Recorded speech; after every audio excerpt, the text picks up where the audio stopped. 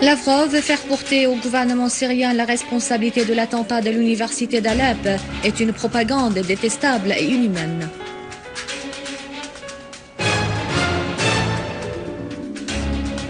L'OTAN, la solution politique est seule issue à la crise en Syrie et sans intervention de l'Alliance atlantique.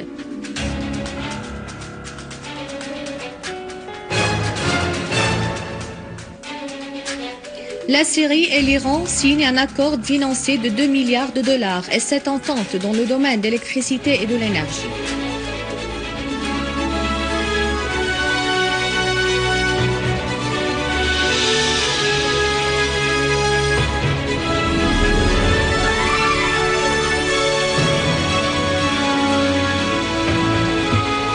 Les détails du journal Bonsoir. Le ministre russe des Affaires étrangères, Sergei Lavrov, a vivement critiqué les déclarations faites sur une éventuelle responsabilité du gouvernement syrien de l'attentat terroriste ayant visé avant-hier l'université d'Alep. Lavrov a qualifié d'inhumaine et de détestable ces déclarations affirmant que le fait d'attribuer aux autorités syriennes la responsabilité des explosions d'Alep est un acte immoral. Lors d'une conférence de presse tenue dans la capitale tadjike Dushanbe et en réponse à une question sur la possibilité que les interprétations divergentes concernant les récents événements à Alep pourraient avoir des effets sur les relations américano-russes, Lavrov a indiqué que l'acte terroriste reste un acte terroriste, alors comment pourrait-il devenir une raison de divergence entre Moscou et Washington? Cet acte a été condamné par de nombreux chefs d'État et par l'ONU, qui l'ont qualifié de terroriste, a encore fait noter le chef de la diplomatie russe. À Moscou, le président de l'association d'amitié syro-russe, Alexandre Dzazorov, a assuré la puissance de la solidarité des deux peuples. Il a condamné le terrorisme en Syrie et notamment l'intolérable attentat qui a frappé récemment l'université d'Alep. Dzazorov, qui recevait une délégation parlementaire syrienne dirigée par M. Faez Sayer, président de la commission de la presse au Conseil du peuple, a précisé que la Syrie fait face à une double guerre, l'une militaire, utilisant toutes sortes d'armes, et la seconde est une campagne de désinformation médiatique qui travestit les faits. Le président de l'association d'amitié syro-russe a critiqué la politique du gouvernement turc hostile à la Syrie et qui porte atteinte aux deux peuples syriens et turcs. Dzazorov a proposé d'activer les échanges entre les parlements et les organisations syndicales dans divers pays pour mener une action au niveau international qui dévoile la propagande contre la Syrie et défend sa juste cause de lutte contre le terrorisme. Le Venezuela a condamné l'attentat terroriste ayant visé avant-hier l'université d'Alep. Cet attentat a fait 82 tués parmi les étudiants et les civils. Le ministre des Affaires étrangères vénézuélien, Elias Chawa, a exprimé au nom de son gouvernement et son pays sa plus vive condamnation de cet acte criminel en présentant ses condoléances aux familles des victimes. De même, le secrétaire général de l'ONU, Ban Ki-moon, avait exprimé sa profonde indignation face à cet acte inqualifiable. Selon un communiqué de l'ONU, ces actes lâches sont intolérables et doivent s'arrêter immédiatement car le meurtre des civils constitue un crime de guerre. Le secrétaire général de l'OTAN, Fogh Rasmussen, a qualifié ou a affirmé que la seule issue à la crise en Syrie est une solution politique. Rasmussen a ajouté que l'OTAN n'a aucune intention d'intervenir en Syrie, appelant à un processus de transition politique qui répond aux aspirations du peuple syrien. Dans un entretien accordé à la chaîne satellitaire BBC diffusée aujourd'hui, Rasmussen a précisé que la différence est très claire entre la situation en Syrie et ce qui s'est produit en Libye.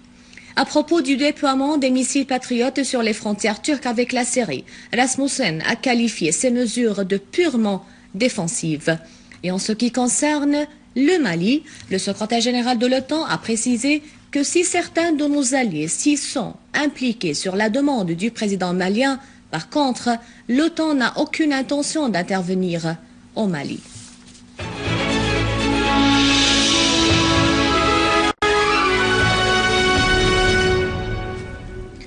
Le Le président du Conseil des ministres, Wael Halaqi, a discuté avec le ministre iranien du pétrole, Rustam Ghazimi, les mécanismes de coopération bilatérale dans le domaine du pétrole et du gaz et la possibilité d'échanger les industries et les dérivés pétroliers d'une façon qui soutient l'économie syrienne et iranienne à la fois à l'ombre de la guerre économique et des sanctions injustes imposées aux deux pays.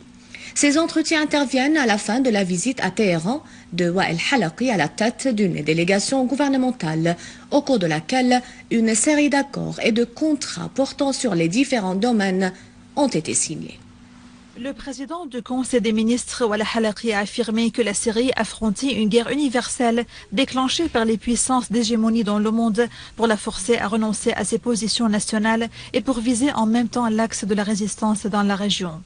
Présidant la délégation syrienne aux entretiens de clôture menés par les deux côtés, syriens et iraniens à Téhéran, Al-Halaqi a fait noter que les forces hostiles à la Syrie avaient échoué à réaliser leur plan, affirmant que la Syrie poursuivrait la voie du rétablissement de la sécurité et de la stabilité tout en comptant sur les compétences locales de son peuple, d'autant que sur le soutien des amis de la Syrie. De son côté, Mohammad Rida Rahimi, premier vice-président iranien qui préside le côté iranien dans ses entretiens, a condamné les actes terroristes qui visent les innocents en Syrie, dénonçant à cet effet l'explosion terroriste survenue mardi dernier à l'université d'Alep. Rahimi a réitéré l'appui de son pays au programme politique pour le règlement de la crise en Syrie, lequel, soulignait-il, constitue le fondement objectif et direct d'une solution à la crise via le dialogue national et les voies politiques.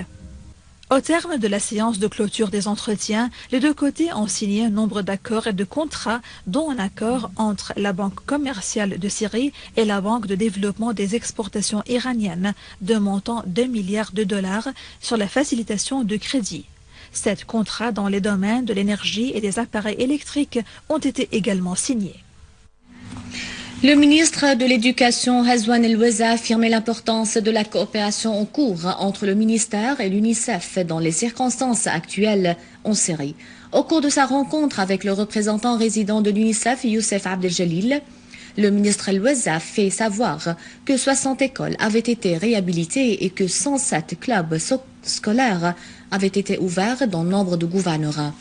Il a également fait un exposé exhaustif des dégâts subis par le secteur de l'éducation du fait des actes terroristes. De son côté, Abdeljalil a évoqué la coopération entre l'UNICEF et le ministère de l'Éducation tout en condamnant l'attentat contre l'université d'Alep, le qualifiant d'odieux et de destructeur. Le ministère de l'Enseignement supérieur et l'Université de Damas ont observé une minute de silence pour les âmes des martyrs de l'Université d'Alep. De même, le ministre de l'Enseignement supérieur, Mohamed Moalla, a fait une tournée d'inspection dans nombre de facultés de l'Université de Damas pour s'informer du déroulement des examens en cours. Moalla a affirmé l'importance de la poursuite du processus d'enseignement et de recherche scientifique pour faire face au terrorisme et vaincre l'ignorance. Pour leur part, les étudiants de l'Université de Damas ont dénoncé les attaques contre les institutions d'enseignement et les cadres scientifiques, affirmant que les martyrs de l'Université d'Alep sont des torches de lumière sur la voie de la victoire. Sur un autre plan, 100 étudiants de l'Université d'Alep se sont consacrés à réparer les dégâts causés par l'attentat terroriste qui a visé avant-hier la cité universitaire de leur ville. Cette initiative vient à l'appel de l'Union nationale des étudiants de la Syrie pour marquer leur volonté de poursuivre les études malgré ce lâche attentat. Des équipes d'étudiants volontaires se sont formées pour dégager les décombres de l'unité 9 de la cité universitaire du secteur qui a été touchée par ce crime odieux.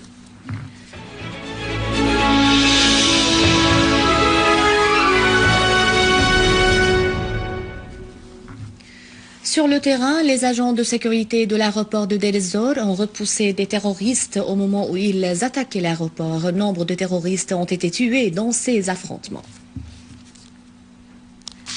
Et dans la banlieue de Daraa, les services spécialisés ont intercepté 2 voitures chargées de 290 missiles thermales, 3 lances d'obus de mortier, 3 lances-roquettes RPG et des missiles anti-aériens dans la région de Tel Mtawak près du village de Enkhel. L'Union des avocats contemporains en Turquie a pris une initiative en coopération avec le comité de suivi du dialogue national en Syrie pour rassembler des dossiers sur les violations du gouvernement turc à l'encontre du peuple syrien. Ces dossiers seront ensuite présentés à la justice turque pour que les familles qui ont subi des pertes soient indemnisées. Cette initiative intervient en réponse à la politique du gouvernement Erdogan hostile à la Syrie. L'avocat Seljuk Koza Ajlik, président de l'Union, a souligné que les 2 peuples syriens et turcs avaient subi des pertes du fait de la politique d'Erdogan vis-à-vis de la Syrie. Il a souligné à cet effet le vol d'usines et de pièces antiques de la Syrie avec un soutien du gouvernement Erdogan.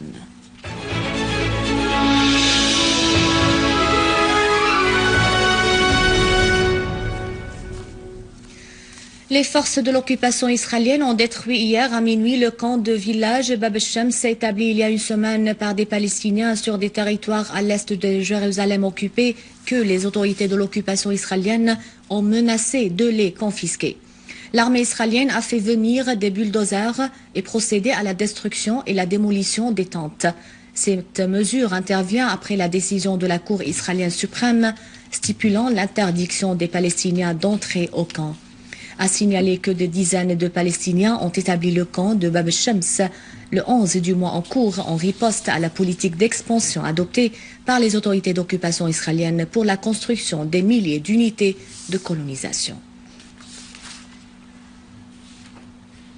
En Irak, 22 personnes ont été tuées et 94 autres blessées dans une série d'explosions terroristes aux voitures piégées dans différentes régions du pays. 2 voitures piégées ont explosé simultanément dans le village d'El-Jail au nord de Bagdad, faisant 11 morts et plus de 60 blessés. Une autre voiture piégée transportant des visiteurs à Kerbala a explosé quelques heures après la première explosion et a fait 4 morts et 12 blessés. Et dans le village Al-Qasem, dans le gouvernorat de Babylone, au sud de Bagdad, une 3e voiture chargée d'explosifs a explosé près d'une gare de bus, faisant 5 morts et 20 blessés. Le ministre tchadien des Affaires étrangères, Mohamed Faki, a déclaré que son pays va envoyer à Mali des troupes de renforcement d'environ 2000 soldats tchadiens. Cependant, des soldats des pays de l'ouest de l'Afrique vont arriver à Bamako le 26 du mois en cours pour soutenir l'armée malienne face aux groupes armés qui contrôlent le nord de Bamako. De son côté, l'ancien président français Valéry Giscard d'Estaing a déclaré que l'opération militaire française menée contre les groupes terroristes au nord de Mali revêt un nouvel aspect colonialiste avec le début des opérations terrestres. Dans une interview accordée au journal Le Monde, d'Estaing a qualifié d'illégale l'opération terrestre de la France à Mali, et ce, en conformité avec la résolution 2085 qui stipule l'envoi d'une mission africaine en soutien à Mali. À la fin de ce journal, un rappel des principaux titres. Lavrov, le fait de porter au gouvernement syrien la responsabilité de l'attentat de l'université d'Alep est une propagande détestable et inhumaine.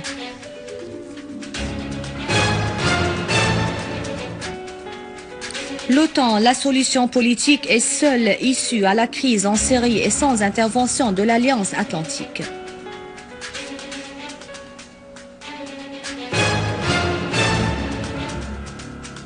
La Syrie et l'Iran signent un accord financier de 2 milliards de dollars et cette entente dans le domaine d'électricité et de l'énergie. C'est la fin du journal. Merci de votre fidélité. Vous pouvez nous suivre sur internet syriaonline.sy pour revoir ce journal et pour davantage d'informations. Au revoir.